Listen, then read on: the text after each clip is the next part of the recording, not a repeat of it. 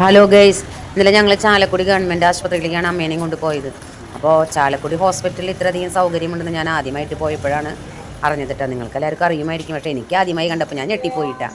അതായത് ആശുപത്രിയിലെ എല്ലാവിധ സൗകര്യങ്ങളും, അതേപോലെ തന്നെ പൂന്തോട്ടവും വിശ്രമ സ്ഥലവും, കുട്ടികൾ ഇപ്പോൾ കരയാണെങ്കിൽ തന്നെ കുട്ടികൾ ഊഞ്ഞാലാട്ടാനുള്ള സൗകര്യങ്ങളും, ഭക്ഷണം കൊടുക്കാനുള്ള സൗകര്യം, അങ്ങനെ എല്ലാ വിധത്തിലുള്ള സൗകര്യങ്ങളുണ്ട് ഹോസ്പിറ്റലിൽ. വെറുതെ എല്ലാ ചാലക്കുടി ഹോസ്പിറ്റലിന് അവാർഡ് കിട്ടിയത് കേട്ടോ. പ്രളയത്തിൻ്റെ ഓർമ്മയ്ക്കായിട്ടുള്ള ഫാനാണിത്.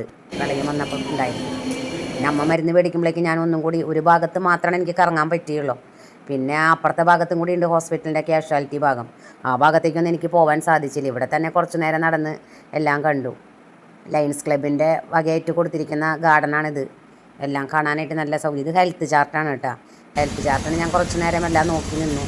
നമുക്ക് ഹെൽത്തിനെ പറ്റിയുള്ള എല്ലാ സംഭവങ്ങളും ഈ ചാർട്ടിൽ പാമ്പും കോണിയുടെ അത് വെച്ചിട്ടാണ് കൊടുത്തിരിക്കുന്നത്. അതും എനിക്കൊരു അതിശയോക്തിയായിട്ട് തോന്നി. എന്താണെന്ന് വെച്ചാൽ എല്ലാം അങ്ങനെ വായിച്ച് കഴിഞ്ഞപ്പോട്ടാ.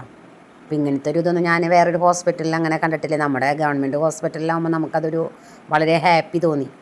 അപ്പോൾ അത് നിങ്ങളായിട്ട് ഷെയർ ചെയ്യണമെന്ന് തോന്നി. അതുകൊണ്ടാണ് ഞാനിത് ഷെയർ ചെയ്തത് കേട്ടോ. ഓക്കെ, അപ്പോൾ സപ്പോർട്ട് ചെയ്യുക, ലൈക്ക് ചെയ്യുക, കമൻറ്റ് ചെയ്യുക. Okay, tata, bye by.